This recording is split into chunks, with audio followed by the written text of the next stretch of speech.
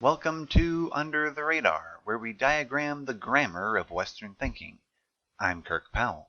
Today's topic is drone warfare, and we need to make sure we know what we're talking about. What I am referring to is unmanned vehicles conducting strikes against targets in areas where friendly troops are not immediately in danger. Strikes occurring in active war zones where troops are in danger would be roughly interchangeable with other kinds of airstrikes.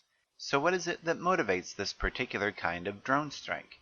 For the sake of discussion and to minimize controversy, I'll operate under the idea that they are motivated by a desire to respect and preserve human life. The reasoning goes like this. If we send in troops to attack this target, 9 people will die. If we conduct a drone strike, only 5 will die. 5 is less than 9, therefore we send the drone. We hear similar reasoning justifying the use of atomic weapons at the end of the Second World War. Invade Japan and millions will die. Drop the nukes and only thousands will die. Therefore we drop the nukes.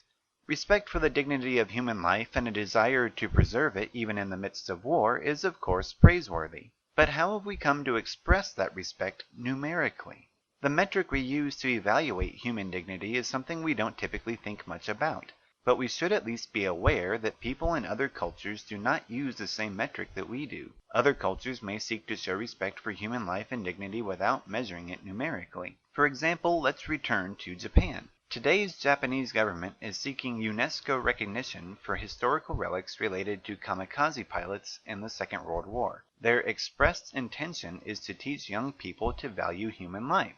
But it's a controversial policy inside Japan and especially in neighboring China. Here I believe we see a modern state trying to reconcile the clash of two different metrics for human dignity in one nation in one century, and that is very interesting. So why do Westerners measure human dignity numerically? There are two big factors at work in Western culture of late that I believe contribute to this. One is the ascendancy of science, and the other is the alignment of business and politics with bureaucratic and technocratic standards. In other words, we have come to believe, or to assume, that knowledge is power, and that empirical, numerical knowledge is the most powerful. This is one of those times when examining our basic assumptions will make it easier to comprehend other people's thinking.